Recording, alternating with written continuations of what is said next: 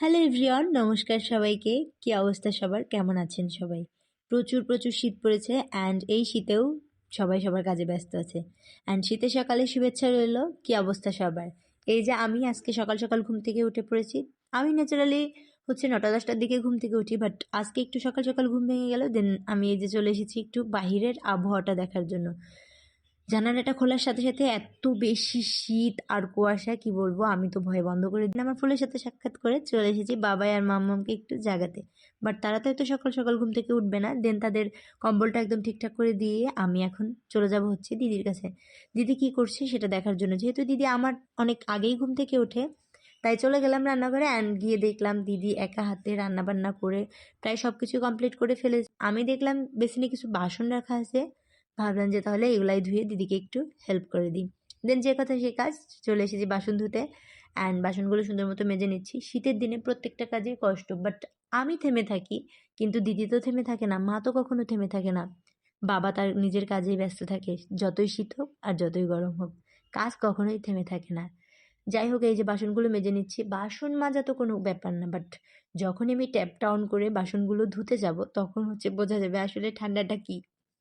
ট্যাপের জল এত বেশি ঠান্ডা, মনে হয় যে হাত দিলে হাত হয়তো বা কেটে যাবে, এমন হাত ফ্রিজ হয়ে যায়। যাই হোক, ওটাও আমাদেরকে আটকে রাখতে পারে না। এখন এই যে সুন্দর মতো মুছে নিচ্ছি, কারণ এখানে হচ্ছে যেহেতু বাসনগুলো আমি মেজে রেখে দিয়েছিলাম, দেন ওখান থেকে ক্লিন করে এখন এই যে সুন্দর মতো ধুয়ে নিচ্ছি। প্রতিটা কাজেই কষ্ট আছে, আবার কাজের শেষে কিন্তু অনেক বেশি শান্তি লাগে, কারণ এই গোছানো সাজানো ঘরবাড়িটা দেখলে অনেক বেশি মনটা ভালো লাগে।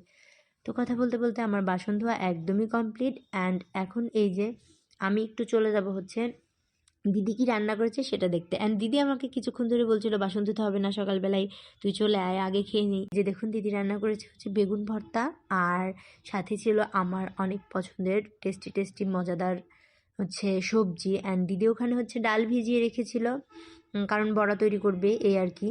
আর এই সবজিটা আমি ভীষণ পছন্দ করি। আর সাথে ছিল রুটি। জামাইবাবু তো অনেক আগেই চলে গিয়েছে। অ্যান্ড ফাইনালি সকালের খাবার শেষ করে এখন চলে এসেছি চা বানাতে। চাটা বানিয়ে নিচ্ছি। চাটা এত পরিমাণ হালকা লিকার হয়ে গেছে। আসলে আমি একটু হালকা লিকারের চাই খেতে পছন্দ করি, বাট এতটাও হালকা না যতটা আসলে আজকে হয়েছে। ব্যাপার না, আদা চা যেহেতু, শীতের দিনে মজা লাগবে। তো চা বানানো কমপ্লিট। এখন এই যে আমি নিয়ে চলে যাবো হচ্ছে দিদির কাছে, যেহেতু দিদি একটু রেস্ট করতে গিয়েছে সকাল থেকে কাজ করে, তাহলে তাকে আমাকে অবশ্যই বিছানাতে চাটা দিতে হবে। আমি এই যে চাটা নিয়ে চলে যাচ্ছি। তো আপনারা কিভাবে আপনাদের সকালটা কাটালেন, কে কি খেলেন, কিভাবে কাটালেন, কোথায় কেমন শীত পড়েছে অবশ্যই কিন্তু জানাবেন। আর আমার ভিডিওটা এতক্ষণ ধরে দেখার জন্য অনেক অনেক ধন্যবাদ। টাটা সবাইকে।